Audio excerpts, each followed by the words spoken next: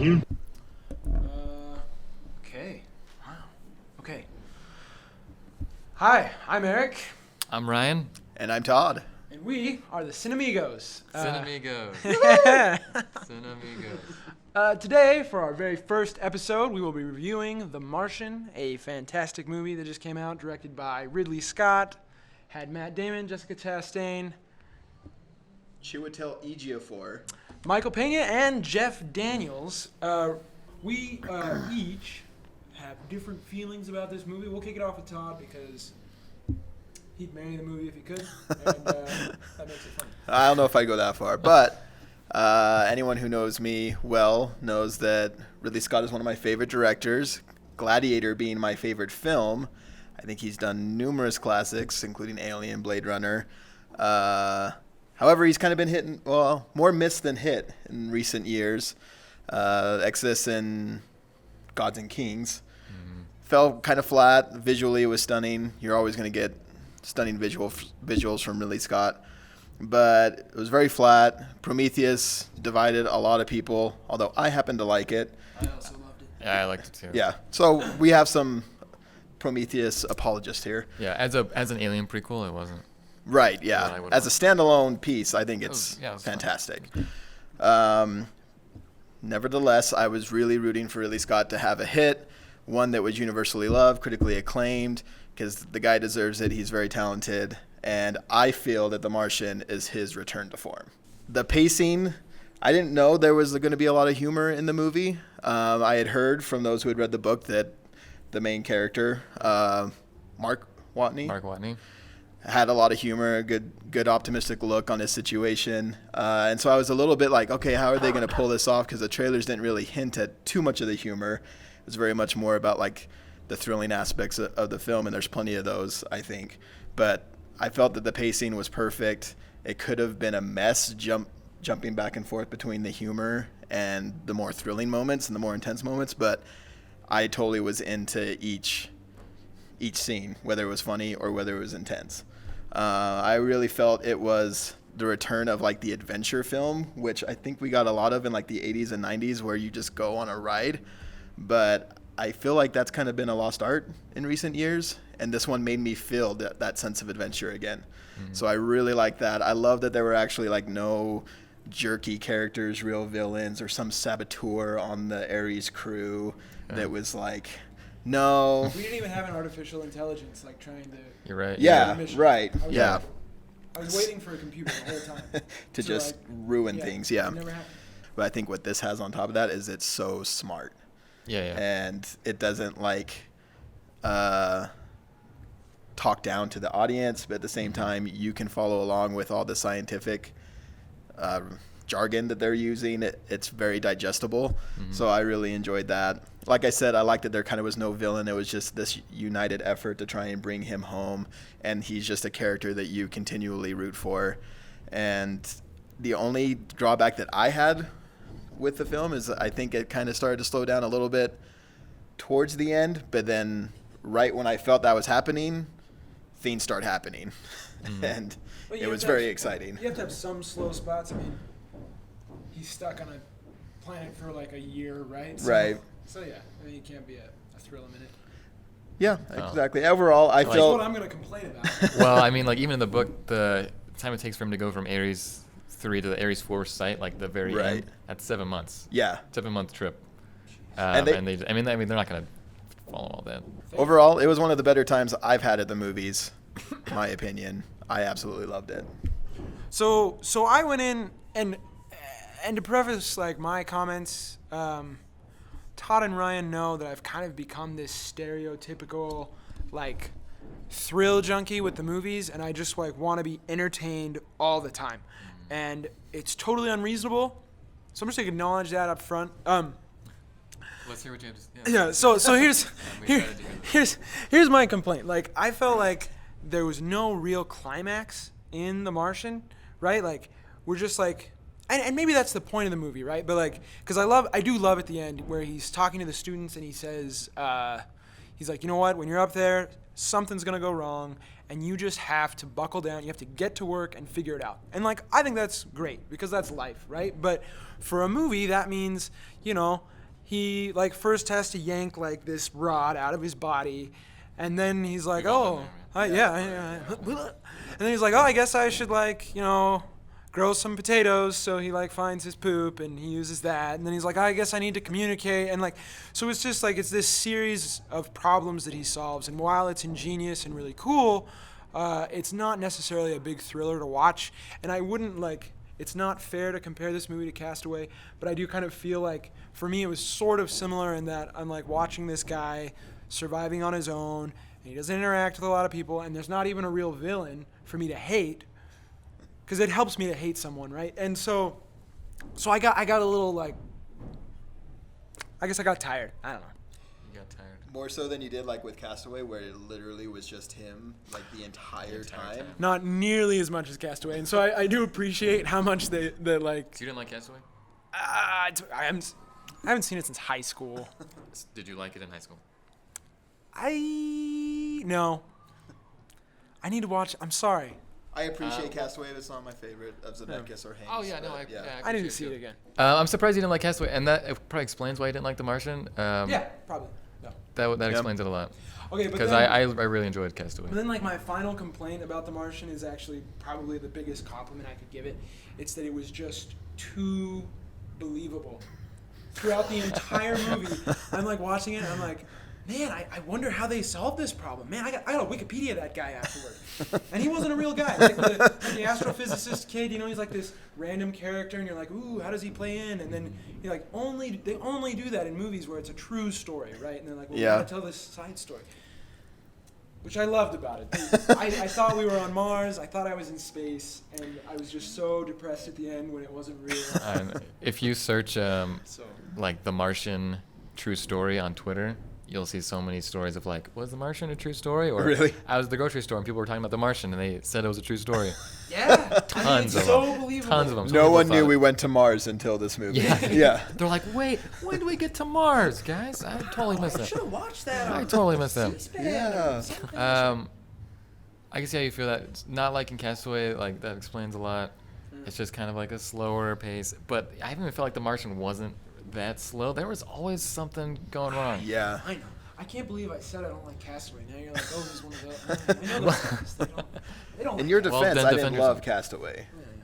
I mean, Tom Hanks is great in it, but beyond But that. didn't you feel like he's alone? Well, man, yeah. I And gotta like pure rewatch it. desperation. He is so desperate. All right, we're gonna do Desperate a follow-up for- where we compare The desperate for Martian, friendship. Castaway. Desperate for a connection. Desperate for shoes. Yeah. So desperate. Fire. Fire. He Yeah. made fire. He's the Actually, king of fire. I will say in Castaway when he loses Wilson, Oh. Yeah. that's See. Yeah. actually like really touching. See. Yeah. That was a great moment. If The Martian was missing something, it was missing He Wilson. needed a Yeah, Wilson. we need Yeah. a- Actually, well, the Mars, the rover. He did become I guess, attached to yeah, that. that was his little Let guy. that work. Yeah. His little doggy. Yeah. All right, so it gets to my part. For me, the pure enjoyment, talking about the pure enjoyment of the film, it really was hurt by having read the book. For me personally, I think I prefer, especially after seeing this movie, I prefer not to read the book beforehand. Yeah. Literary fans would hate me for that because it sounds really obnoxious.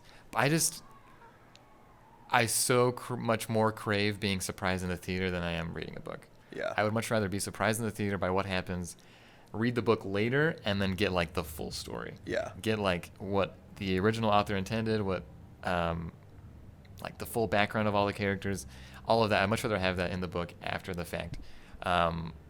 I didn't read Gone Girl, for instance, before. I love Gone Girl.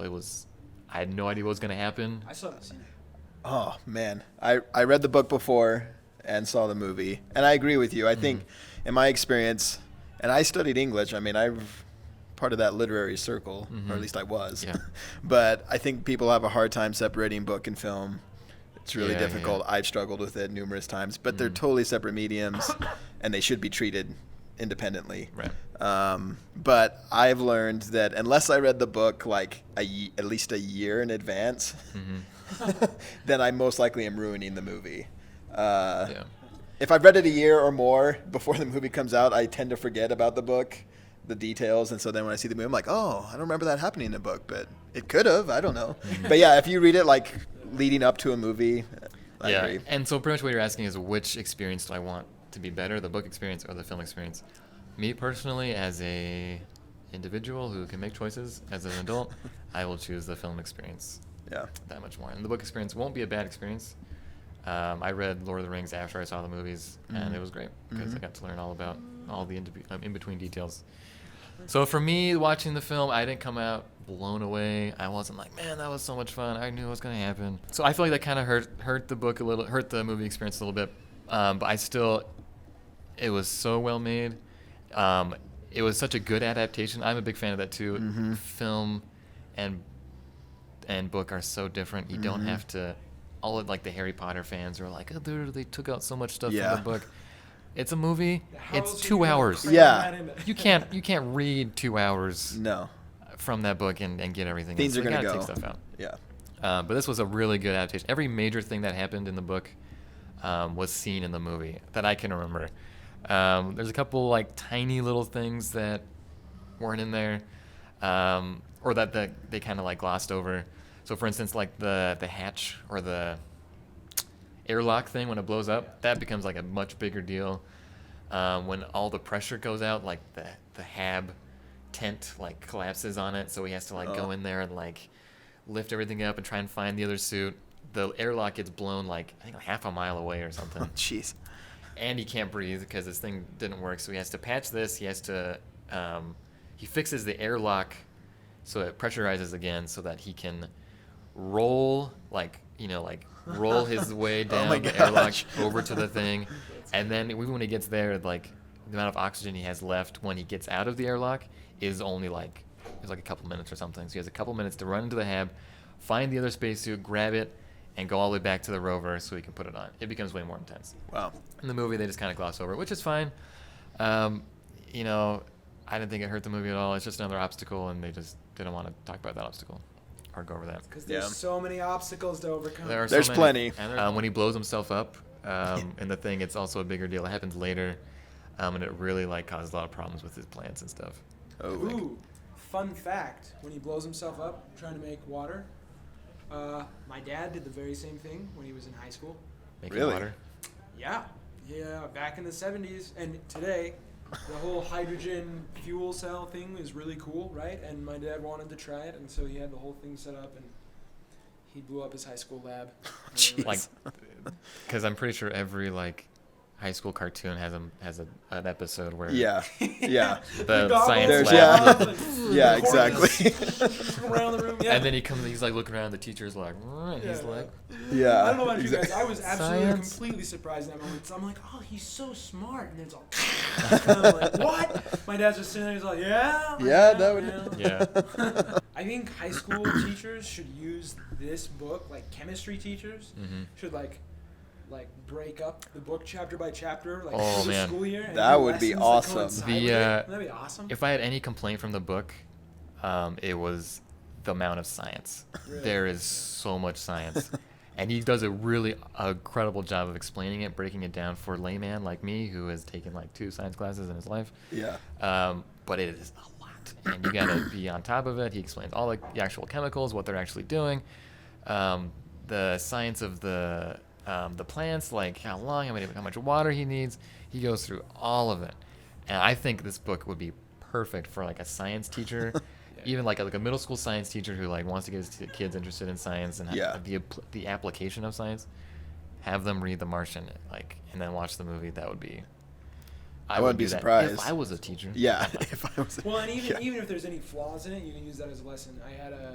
I took a paleontology class while I was working on my undergrad, and the teacher, he had us all prepare like PowerPoint presentations on certain topics, and we didn't really know why. We just thought we were going to do presentations. And then we all came to class one day, and he put on Jurassic Park, and then he would pause it every time there was a flaw in the story, and one of us would get up and give our presentation. Oh And wow. say, well, this is actually how it is, or how they got it right, and it was really cool. Wow.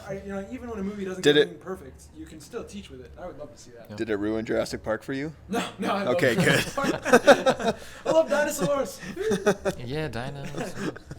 I just can't believe they're hunting dinosaurs. I mean, that's Yeah. why doesn't PETA get involved? PETA. The Matter of first thing time. I thought it was Hunger Games when you said PETA. That's just No, that's a yeah, protection. Yeah, different ethical PETA. treatment of animals. Okay, so So my last thoughts. The book kind of hurt my experience of the movie, but coming out, I was like, man, that was a really great movie. Ridley Scott really nailed it. Matt Damon was great. Mm-hmm. But it was hard for me to like take a step back and be like, how did the story like bring me along? How do they treat the characters? Like, how do they treat how all the acting was? It was harder for me to get a hold of it.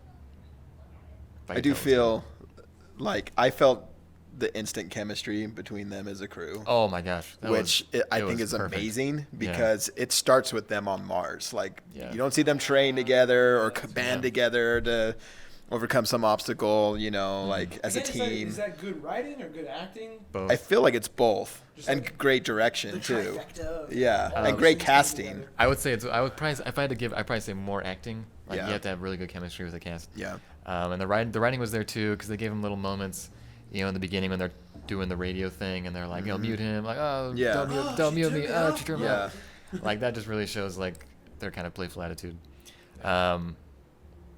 really early on, and then especially when, as it goes on and they're talking to each other and Matt and Mark Watney's talking, you can really get a feeling for how, and he's talking about them after the fact, like, oh, or is it Johansson? Lewis's disco collection. Yeah. You have the worst Commander taste He Lewis. has the worst in taste Yeah. in music. I hate That was ABBA. funny. Yeah. I love ABBA. I really enjoy I the movie appreciate because of that. ABBA. Do you like Mamma Mia? You know what? I feel like Mamma Mia cheapened ABBA's music. Oh, yeah. You know? Ooh. Hmm. So you're a purist. Oh, I'm a purist. And no, ABBA was meant to be played on records sung only by those four beautiful Swedish people. You know. Okay. I mean, Meryl Streep's great, but anyway. All right, Okay, well, that's fine. so The Martian. Final ratings.